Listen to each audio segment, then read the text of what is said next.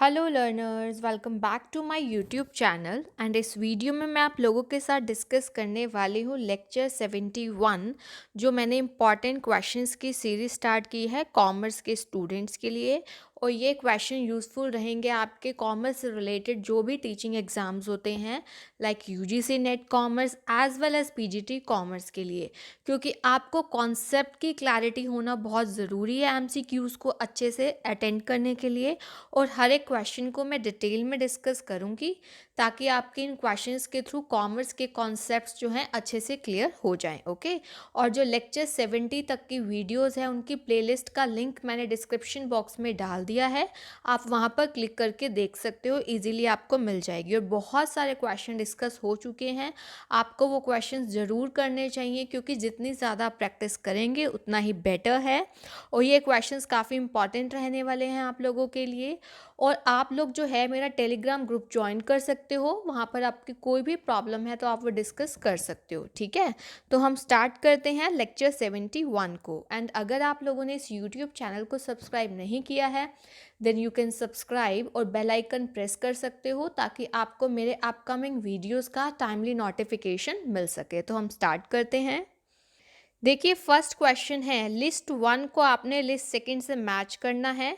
ये आपको कुछ इंटरनेशनल इंस्टीट्यूशंस दिए गए हैं, यहाँ पर उनका ईयर दिया गया है, आपको इनको प्रॉपर मैच करना है। और एक बात, ये बहुत ज़्यादा इंपॉर्टेंट रहता है आप लोगों के लिए क्योंकि इससे रिलेटेड आपको एक या दो क्वेश्चन मिल ही जाते हैं आपके पेपर में। ठीक है, पीजीटी कॉमर्स में भी एंड नेट कॉमर्स में भी।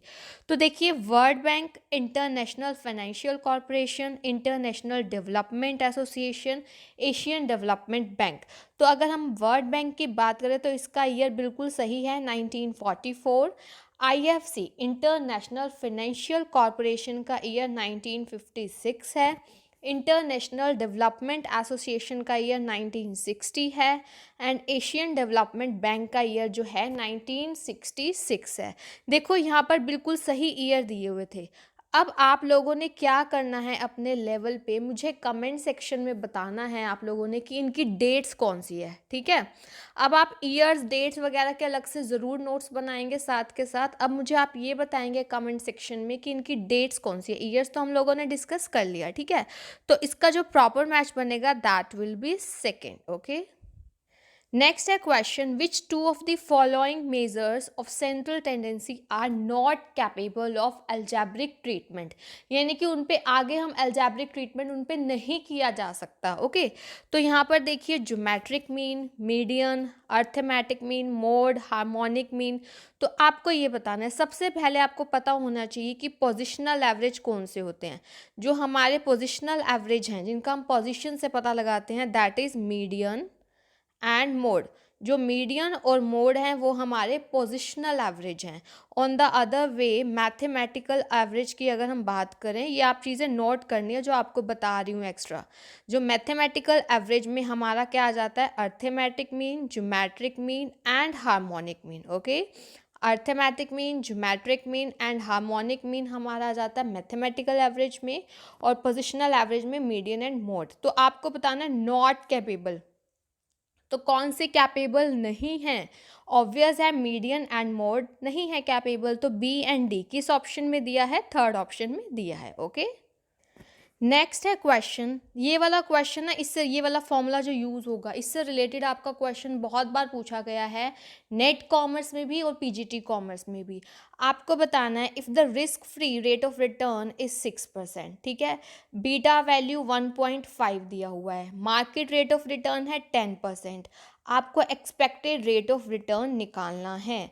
तो आप लोगों ने याद रखना है एक्सपेक्टेड रेट ऑफ रिटर्न का क्या फॉर्मूला है, एक तो हमारा risk free rate of return plus जो बीटा वैल्यू यानी कि जो हमारा रिस्क है, ठीक है, रिस्क कॉफिशिएंट, और क्या होता है हमारा इसमें मार्केट रेट ऑफ रिटर्न, ठीक है, माइनस में risk free rate of return. एक चीज़ और समझिए, जो आपका मार्केट रेट ऑफ रिटर्न है उसका रेट परसेंटेज ज़्यादा क्यों है? देखो 10% है, रिस्क फ्री का 6% है। इसका रीज़न क्या है? देखो जब रिस्क फ्री है तो आपको ऑब्वियस है रिटर्न भी कम मिलेगा, ये चीज़ ध्यान रखना, जितना ज़्यादा रिस्क उतना ज़्यादा रिटर्न। जबकि मार्केट रेट ऑफ रिटर्न इसलिए ज़्यादा है यहाँ पर क्योंकि रिस्क के चांसेस भी ज़्यादा हैं। अब आपने ये फॉर्मूला बिल्कुल इसको नोट कर लेना है अपने फॉर्मूला वाले नोट्स में, जैसा कि मैंने आपको बोला हुआ है। तो risk free rate of return 6 है, प्लस बीटा वैल्यू 1.5 है, और मार्केट रेट ऑफ रिटर्न 10 है, minus risk free rate of return आपको कितना दिया हुआ है यहाँ पर? 6 दिया हुआ है। तो 6 प्लस 1.5 इंटू 4, 4 इंटू 1.5 6 हो गया, 6 प्लस 6 हमारा 12% आंसर आ जाएगा। ओके, नेक्स्ट है क्वेश्चन, फॉर्मूला से रिलेटेड है, बहुत इजी भी है। देखो कंट्रीब्यूशन निकालना है आपको। अगर फिक्स्ड कॉस्ट 40,000 दिया हुआ है, आपको प्रॉफिट 30,000 दिया हुआ है, तो आपको क्या निकालना है? कंट्रीब्यूशन। सो इसका आंसर आप लोग मुझे कमेंट सेक्शन में बताएंगे कि कंट्रीब्यूशन क्या होता है अगर हमें फिक्स्ड कॉस्ट और प्रॉफिट दिया हो। ओके, नेक्स्ट है हमारा question, the concept of absolute cost advantage was given by Adam Smith in the year. आप लोगों को पता होगा जो हमारी इंटरनेशनल ट्रेड थियोरी है, काफ़ी इंपॉर्टेंट है, like mercantilism theory, absolute cost advantage, comparative cost advantage, ठीक है, फैक्टर एंडोमेंट, ये थियोरीज काफ़ी इंपॉर्टेंट है। एक तो आपको इस क्वेश्चन से ये पता चलता है कि जो एब्सोल्यूट कॉस्ट एडवांटेज थ्योरी है वो किसने दी है? एडम स्मिथ ने दी है, ठीक है। अब कौन से ईयर में दी है, यहाँ पर आपको थोड़ा कन्फ्यूज़न हो जाता है फर्स्ट और सेकंड ऑप्शन में, तो आप लोगों ने ध्यान रखना है जो एब्सोल्यूट कॉस्ट एडवांटेज थ्योरी दी है एडम स्मिथ ने 1776 ईयर में। ओके, ध्यान रखना है। नेक्स्ट क्वेश्चन है, company growth by increasing sales of current products to current market segmentation without current market segments without changing the product. यानी कि हमारा प्रोडक्ट भी एग्जिस्टिंग है, यानी कि करंट है, और मार्केट सेगमेंट भी करंट है, न्यू कुछ भी नहीं है, तो इसको हम क्या बोलेंगे? इन टर्म्स को हम लोग समझते हैं, आपके लिए इंपॉर्टेंट है ये बहुत ज़्यादा आपके एग्जाम के लिए, नेट कॉमर्स के लिए भी और पीजीटी कॉमर्स के लिए भी। अभी मैं कॉमन क्वेश्चन डिस्कस कर रही हूँ। ओके, तो आप ये मैट्रिक्स समझिए, यहाँ पर 4 टर्म्स आपको दिख रही हैं, ये आपको इम्पॉर्टेंट है समझना। देखो अगर हमारा प्रोडक्ट भी वही है, हमारा प्रोडक्ट भी वही है और मार्केट भी वही है, तो इस केस में अगर आप सेल बढ़ाने की कोशिश करते हैं, यानी कि ये ग्रोथ मैट्रिक्स है ना आप लोगों की, तो इसको हम बोलते हैं मार्केट पेनिट्रेशन। अब देखिए अगर प्रोडक्ट नया है, मार्केट सेम वही है, यानी कि आप नया प्रोडक्ट ला रहे हैं, तो इसमें क्या चीज़ डेवलपमेंट हुआ? प्रोडक्ट, तो इसको बोलते हैं प्रोडक्ट डेवलपमेंट। फिर उसके बाद आपका प्रोडक्ट एग्जिस्टिंग वही है, लेकिन आप नई मार्केट में भी एंटर कर रहे हो, तो यहाँ पर किसका डेवलपमेंट हुआ? मार्केट डेवलपमेंट का। और अगर आपका प्रोडक्ट भी न्यू है, आपकी मार्केट भी न्यू है, तो इसको हम लोग क्या बोलते हैं? डाइवर्सिफिकेशन। ये आप लोगों के लिए बहुत इंपॉर्टेंट है जानना। अब आपका क्वेश्चन कैसे बनता है जो अभी मैं आपको करवा रही हूँ, जैसे हमारे के क्वेश्चन में क्या बोला हुआ है कि current products current market segments हम ग्रोथ करना चाहते हैं, तो इसको हम लोग ऑब्वियस है मार्केट पेनिट्रेशन बोलते हैं। इसको हम क्या बोलते हैं? Market penetration. ये चीज़ आप लोगों ने ध्यान रखनी है। और मार्केट डेवलपमेंट कब होता है? जब हमारा प्रोडक्ट तो एग्जिस्टिंग है लेकिन हम उसको न्यू मार्केट में करना चाहते हैं डेवलपमेंट, ठीक है। प्रोडक्ट डेवलपमेंट में क्या होता है? हमारा एग्जिस्टिंग मार्केट है लेकिन हमारा प्रोडक्ट न्यू होता है। ओके, और डाइवर्सिफिकेशन में क्या हो जाता है? हमारा new product, okay, and new market. तो ये चीज़ आप लोगों ने ध्यान रखनी है, इम्पॉर्टेंट है।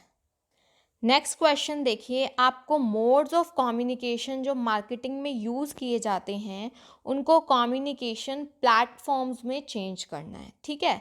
अब हम बात करते हैं, आपको लिस्ट 1 में एडवर्टाइजिंग, लिस्ट सेकंड में सेल्स प्रमोशंस, आपको सी में word of mouth marketing, D में पर्सनल सेलिंग, ठीक है। अब एडवर्टाइजिंग में हमारा कौन सा मैच करेगा? एडवर्टाइजिंग का हमारा क्या पार्ट होगा? एडवर्टाइजिंग में होता है, एडवर्टाइजिंग में आपने देखा होगा ब्राउचर्स, बुकलेट्स वगैरह दिए जाते हैं, ठीक है। सेल्स प्रमोशन की एक स्कीम है contest, word of mouth marketing, यानी कि आप जैसे दूसरे के आपके जो नोन हैं उनसे सुनते हैं कि ये प्रोडक्ट बहुत अच्छा है, आगे की आगे ऐसे वर्ड ऑफ माउथ एक दूसरे से सुनकर। तो ब्लॉग्स में होता है ना ऐसा, ब्लॉग्स में आपस में लोग शेयर करते हैं इन चीज़ों को। और पर्सनल सेलिंग में ऑब्वियस है हमारा सेल्स मीटिंग आएगा, ठीक है। तो एडवर्टाइजिंग फर्स्ट वाला मैच हुआ सेकंड ऑप्शन के साथ, तो ये फर्स्ट और सेकंड दोनों में है, ठीक है। सेल्स प्रमोशन किसके साथ मैच हो रहा है, हमारा कॉन्टेस्ट के साथ, यानी कि ये वाला ऑप्शन करेक्ट बनेगा। Word of mouth watering blogs के साथ और पर्सनल सेलिंग हो रहा है हमारा सेल्स मीटिंग। तो second will be our answer. Okay, तो आपने ये चीज़ अच्छे से ध्यान रखनी है। तो ये कुछ क्वेश्चंस थे जो मैंने आपके साथ डिस्कस किए हैं। अगर आपको कोई भी डाउट है तो आप लोग मुझसे पूछ सकते हो, और आप टेलीग्राम ग्रुप भी ज्वाइन कर सकते हो। Thank you so much, keep learning and have a nice day.